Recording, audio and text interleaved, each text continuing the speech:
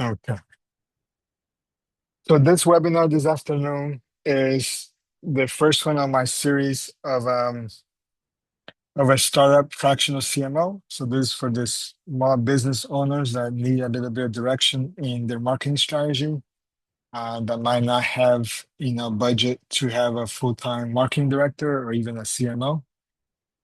So what you're gonna learn this webinar today is how to calculate your cost per lead and how to gain some quality leads. So I have 3 points here. Your true cost per lead. You're gonna understand how to, at your real cost of your leads, how to get qualified leads, and then we're gonna go into some system leaks, some common system leaks that you can probably fix to help you get better qualified leads. So let's get started. If anybody has any questions, feel free to put it in the chat and we'll go over the chat at the end of the webinar.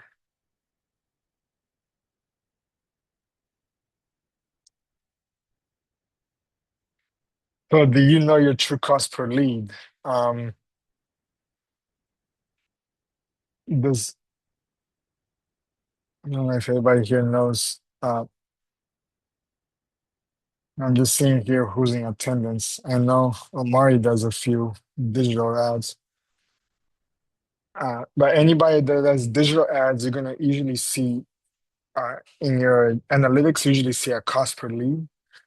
And that is basically how much you spend and how many people, based on the number you spend, you divide that by how many people actually did a conversion. Either they filled out a form, an interest form, or they made a call, or even you can put if they put something there in the shopping cart, um, it can be a lead.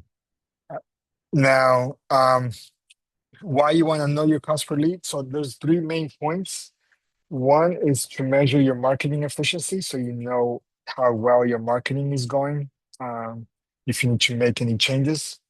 The other part is that it determines your profitability and your CAC, which is your customer acquisition cost, and your lifetime value of your customers. And also is going to make it a lot easier for you to scale, so you can forecast, you can predict how, if you spend X amount of dollars 1 month and you get X amount of leads, you know how many leads you need in order to uh, to scale that much more. And it also improves, it's easier to get capital and get investors on board. So if you really plan to scale and you need some capital money outside of your own money or your family, um, knowing your cost per lead is very important, as they're going to ask you for these questions.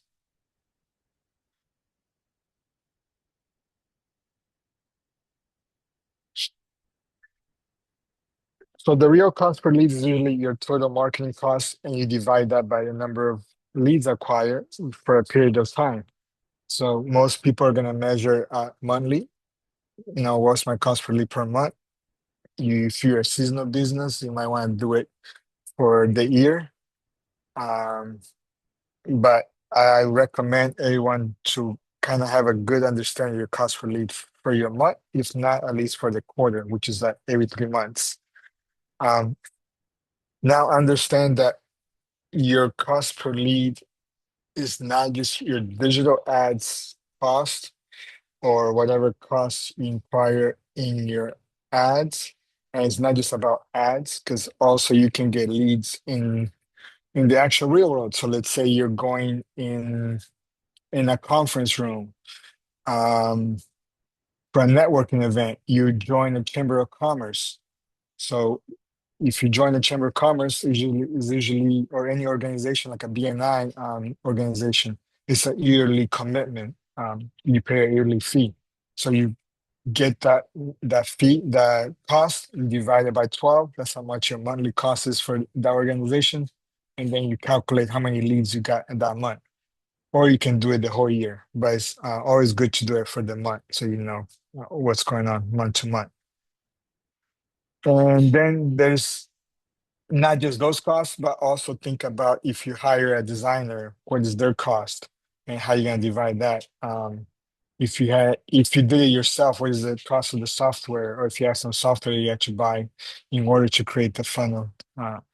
So it's every cost that's associated with your marketing, not just your cost on the advertising is what I want to make sure you guys understand.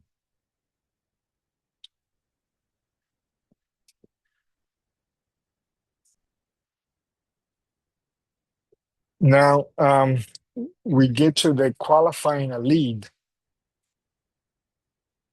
You want to also make sure it's not just about getting, you can get real cheap leads, but those might not be no good because it's going to end up costing a lot more money in the end once you start nurturing those leads and kind of get, a conversion of those leads. So make sure you have some filters. And everybody should definitely have a filter, especially, your ideal customer profile. Who's your customer? Then make sure what is their buying intent. The genuine buying intent indicates that the qualifier is actually looking for solutions and they're motivated to make a purchase. And then also if they have the resources or capability to buy what you're offering. A lot of times, sometimes depending on what your service is, they might not be able to afford what you're trying to offer. So that's not a good lead also.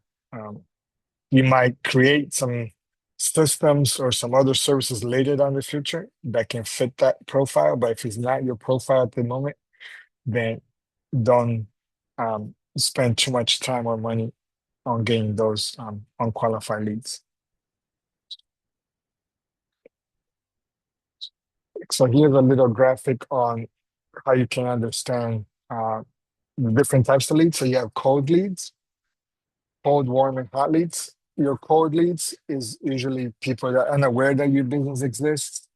Is little or no prior contact, they never seen you before, and you just you go to a networking event, for example, that you never been to this place, or you don't know anybody, and that's how you start meeting people, or you start cold calling a few companies that you want to work with. You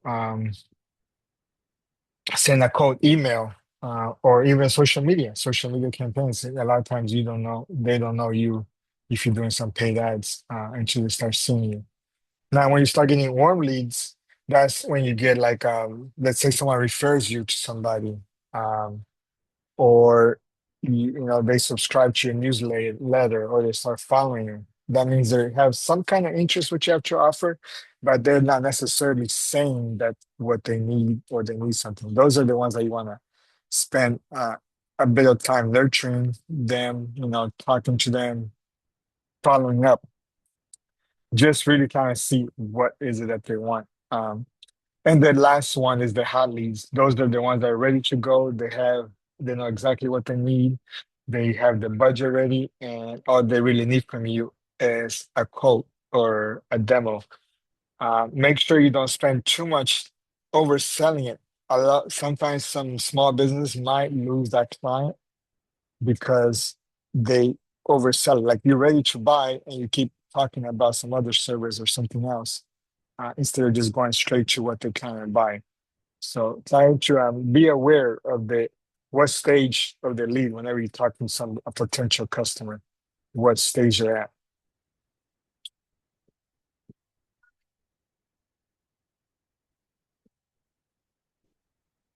So some of the hidden costs, um, give me a second.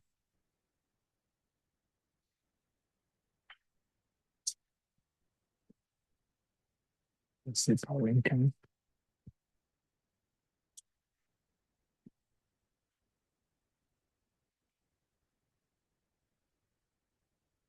a second. So some of the hidden costs that we might get is in your conversion rates. So that's what I just talked to you, like cheap leads tend to have poor conversion rates, resulting in wasted resources and limited returns on investment for your marketing efforts. Your sales time, also engaging low-cost leads can waste your sales team's minutes, and you also may not be genuinely interested or qualified for your offering. And then your acquisition costs. Ultimately, cheap leads often inflate overall acquisition costs as business invests more in converting leads than yield little value or revenue potential. Or look at that one.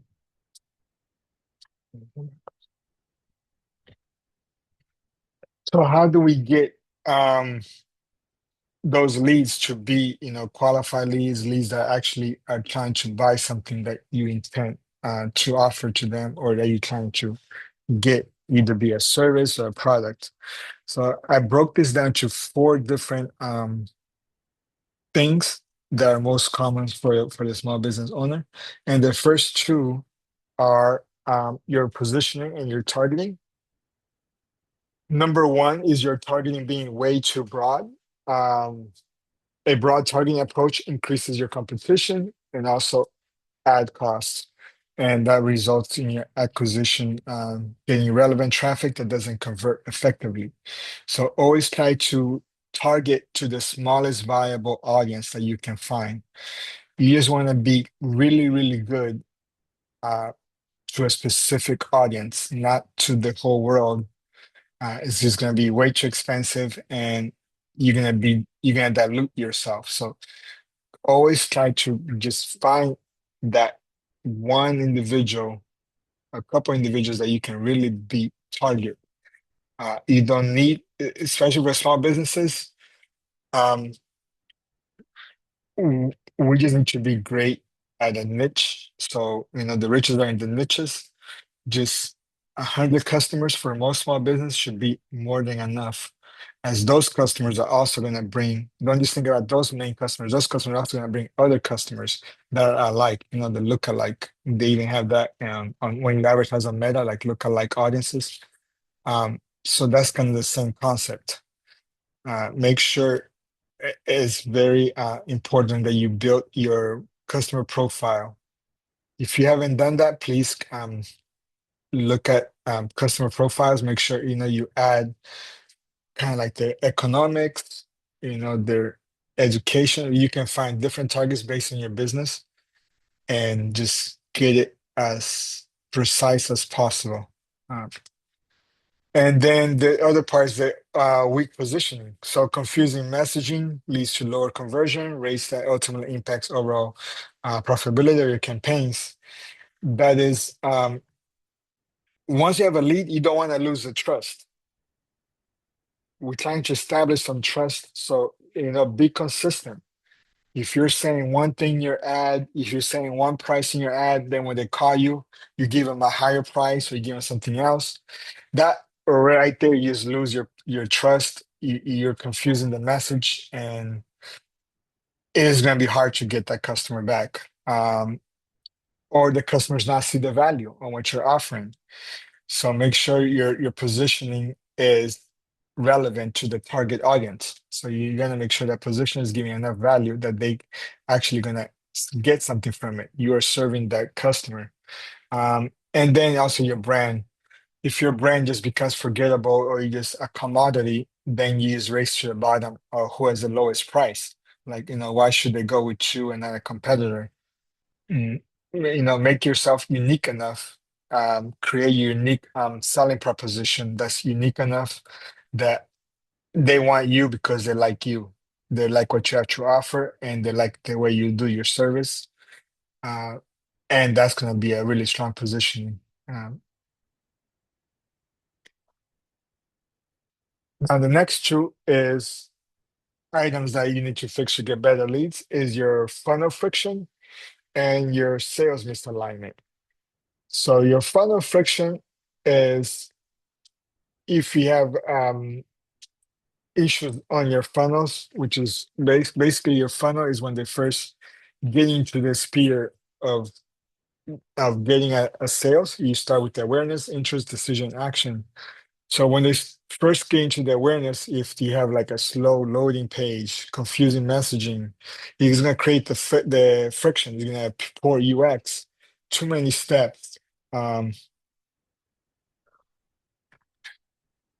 Too many steps that also goes along with, we might be overselling it. Try and make it real simple that they can, get what they need and serve them.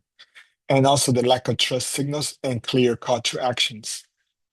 And then the next one is the sales misalignment. So when marketing and sales have differentiating messages, it can cause rejection.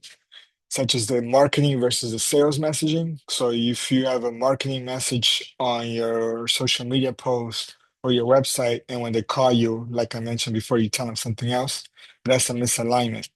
Um, Target audience misalignment. Sometimes maybe your service is, you have a good service, you have a good product, but you're not getting the sales or you're not getting the right leads because you're marketing to the wrong target. So you have a target misalignment. Make sure your target is not buying it because it's just not kind of what they need.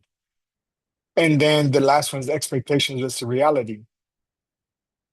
I know as small business owners, we don't like losing clients. So sometimes we want to promise them everything that we can offer them. Uh, and in the long run, that can actually backfire because you don't want to overpromise, and not deliver. It's better for you to underpromise and overdeliver. So always keep that in the back pocket. Don't give them expectations that you actually can deliver. We are a small business, don't have all the resources, so we need to just focus on what we're really good at, and that's what I advocate that you guys try to do.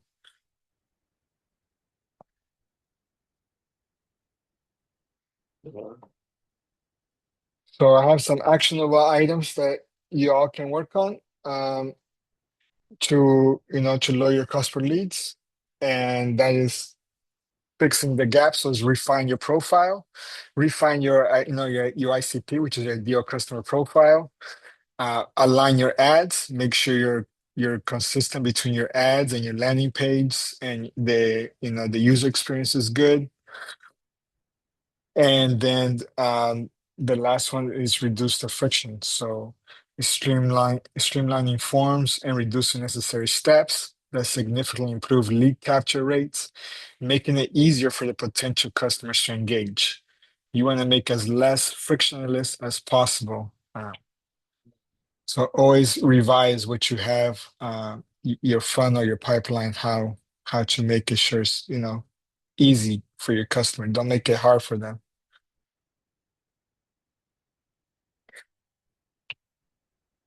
And something easy for all of us to follow is a 90-day growth plan. I like going by 90-day segments, that's a quarter. So it's easy to follow every quarter. You want to first month you can audit what you have right now, identify how to fix it, um, and what you're gonna do about fixing your pipeline, and then you execute the fixes, and then the third month you're gonna analyze, and you can repeat these over and over until you should be improving month to month. So those should be a good execution of items. Um, and then so I think that's pretty much what I have to present. I have other dates coming up if you want to take notes. So March 25th, we're going to talk about the leadership gap and limiting your growth. But before that, let me see if anybody here in the audience has any questions, any comments. Feel free, this is the time that you can ask.